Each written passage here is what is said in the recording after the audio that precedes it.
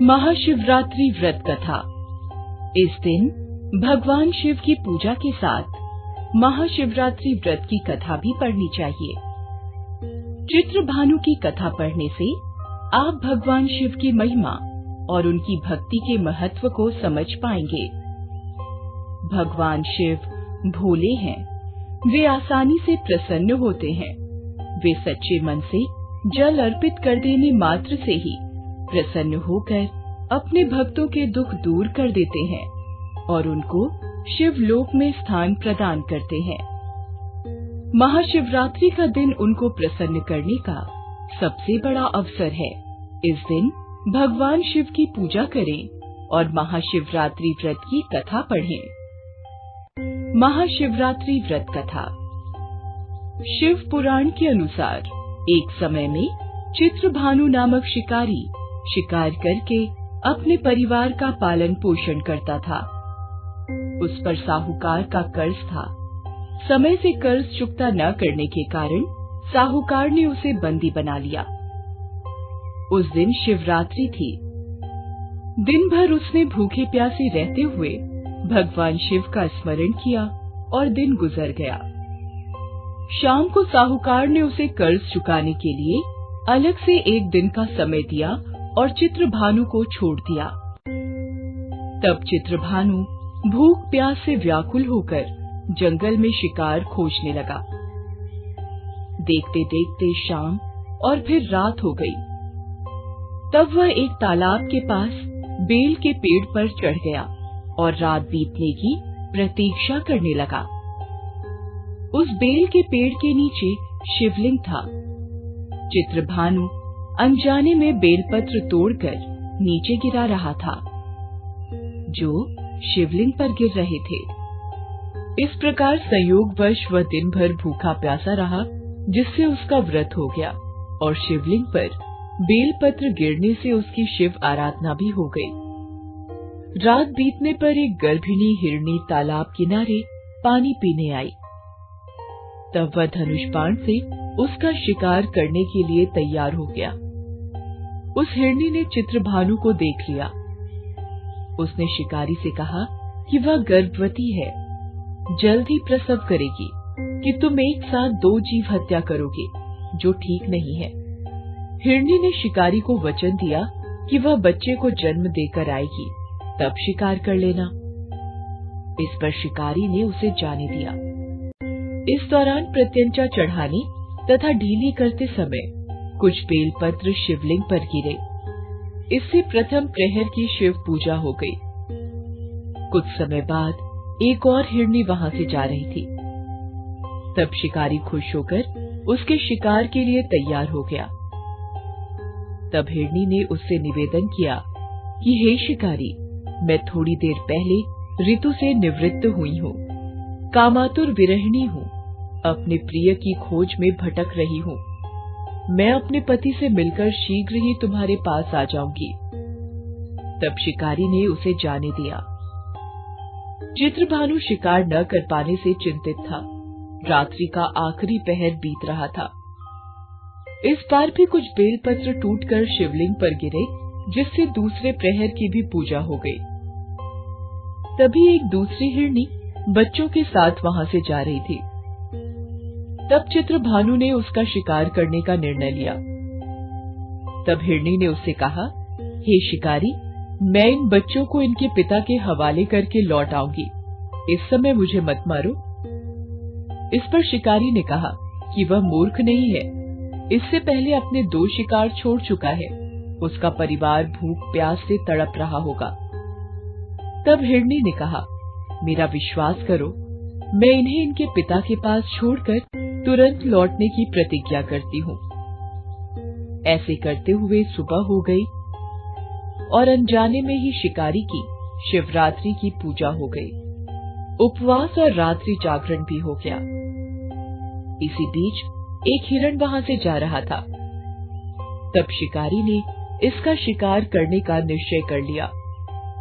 चित्रभानु को प्रत्यंचा चढ़ाए देखकर उस हिरण ने निवेदन किया कि यदि तुमने मेरे से पहले 3 हिरनी और उनके बच्चों का शिकार कर लिया हो, तो उसे भी मार दो, ताकि उनके वियोग में दुखी न होना पड़े।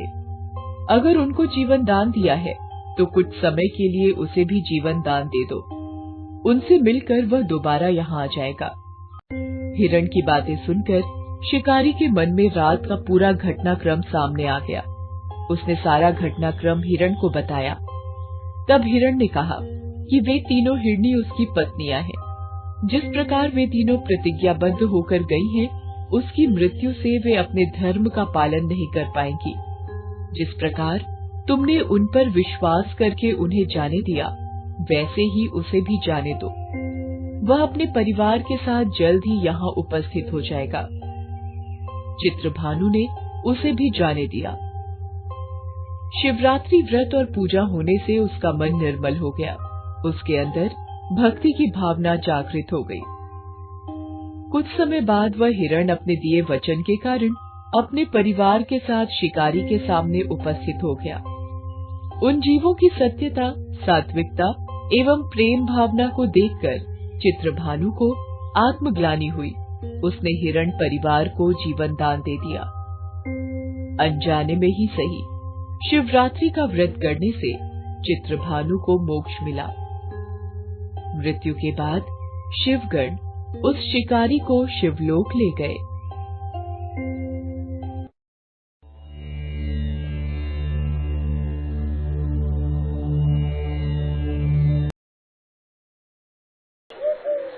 हिंदू धर्म के लोगों के लिए सावन महीने का बड़ा महत्व है।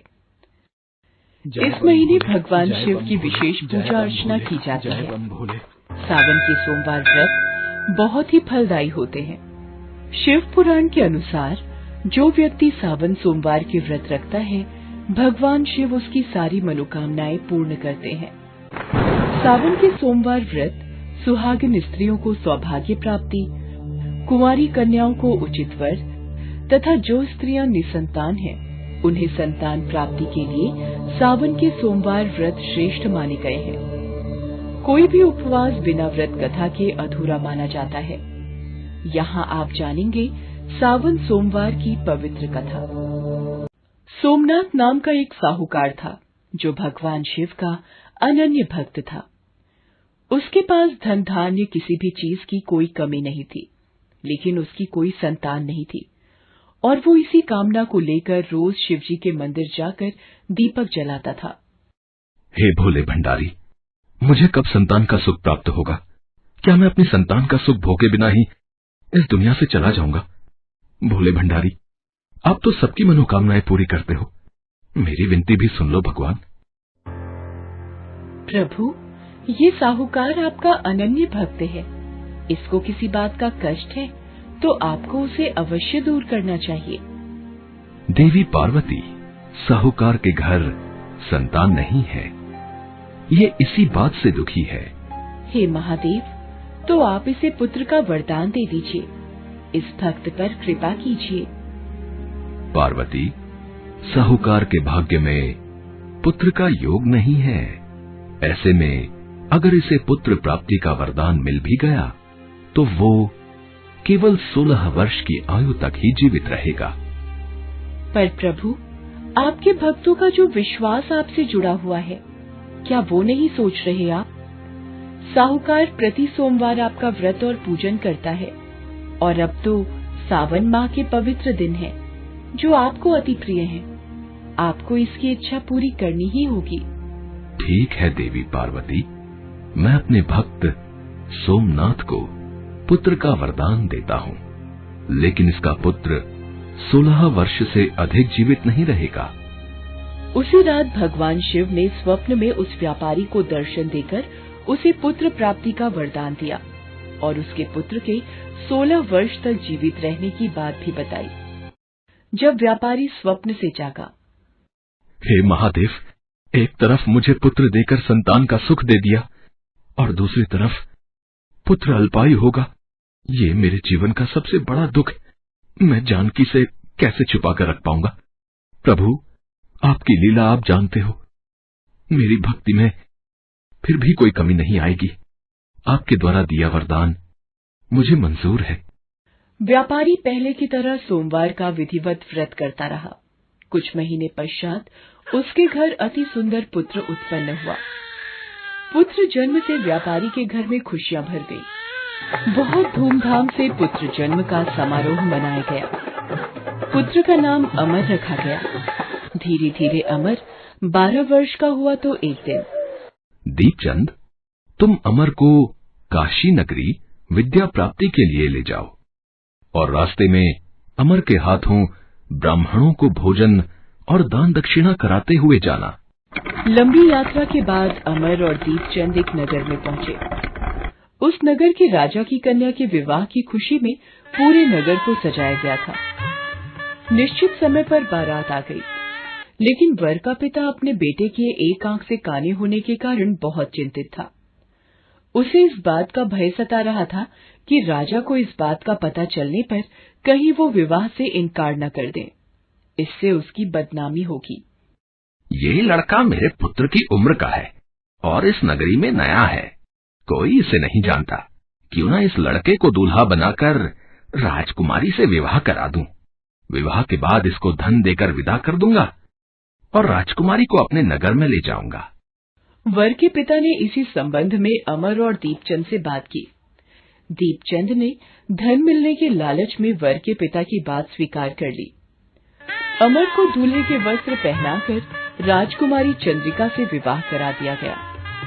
राजा ने बहुत सा धन देकर राजकुमारी को विदा किया। अमर राजकुमारी से सच नहीं छिपा सका और उसने जाते हुए राजकुमारी की ओढ़नी पर लिख दिया, राजकुमारी चंद्रिका, तुम्हारा विवाह तो मेरे साथ हुआ था।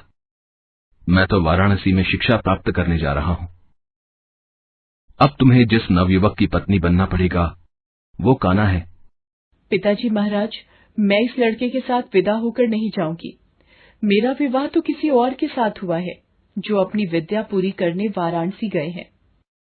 राजा ने सब बातें जानकर राजकुमारी को महल में रख लिया। उधर अमर अपने मामा दीपचंद के साथ वाराणसी पहुंच गया। अमर ने गुरुकुल में पढ़ना शुरू कर दिया। धीरे धीरे वक्त बीता। अमर 16 वर्ष का हो चुका था। एक दिन अमर यज्ञ करके ब्राह्मणों को दान दक्षिणा देकर रात के वक्त जब शयन कक्ष में सो रहा था, शिवजी के वरदान के अनुसार उसके प्राण पखेरु उड़ गए। अगली सुबह जब मामा दीपचंद कमरे में आया, अरे, आज अमर सोकर नहीं उठा? रोजाना तो जल्दी उठ जाता है। अमर बेटा, अरे उठ। अरे तू उठ क्यों नहीं रहा? अरे ये क्या? नहीं अमर, तू ऐसे कैसे इस दुनिया से चला गया? अरे ये क्या हो गया? मैं जीजा जी को क्या जवाब दूंगा? अमर मेरे भांजे, अरे उठ बेटा। प्रभु, ये कौन इतना विलाप कर रहा है? कौन भक्त इतना दुखी है? प्राणनाथ, मुझसे इसके रोने के स्वर सहन नहीं हो रहे। आप इस व्यक्ति के कष्ट अवश्य दूर करें। देवी पार्वती, ये तो उसी व्यापारी का पुत्र है। मैंने इसे 16 वर्ष की आयु का वरदान दिया था। इसकी आयु तो पूरी हो गई। स्वामी, आप इस लड़के को जीवित करें, नहीं तो इसके माता पिता पुत्र की मृत्यु के कारण रो रो कर अपने प्राणों का त्याग कर देंगे। आपके परम भक्त साहूकार को उसके वर्षों की सोमवार की पूजा का आप ये फल देंगे? नहीं प्रभु, इस बालक को जीवन दान दीजिए। अपनी पूजा करने वाले साहूकार भक्त की पूजा को सफल कीजिए प्रभु। देवी पार्वती, आज अपनी पूजा करने वाले परम भक्त के लिए मुझे ये विधि का विधान बदलना होगा। मैं अमर की जीवन रेखा से अल्पायु योग हटाकर इसे दीर्घ आयु रहने का आशीर्वाद देता हूँ। माता पार्वती के आग्रह करने पर भगवान शिव ने उस लड़के को जीवित होने का वरदान दिया और कुछ ही पल में वो जीवित होकर उठ बैठा। शिक्षा समाप्त करके अमर मामा के साथ अपने नगर की ओर चल दिया। दोनों चलते हुए उसी नगर में पहुंचे जहां अमर का विवाह हुआ था। मामा जी, मैं काशी नगरी में रुककर यज्ञ का आयोजन करना चाहता हूँ। भगवान भोलेनाथ ने मुझे नया जीवन प्रदान किया है, इसलिए यही मेरी इच्छा है। ठीक है अमर, हम एक दिन यहाँ रुककर यज्ञ का आयोजन करते हैं।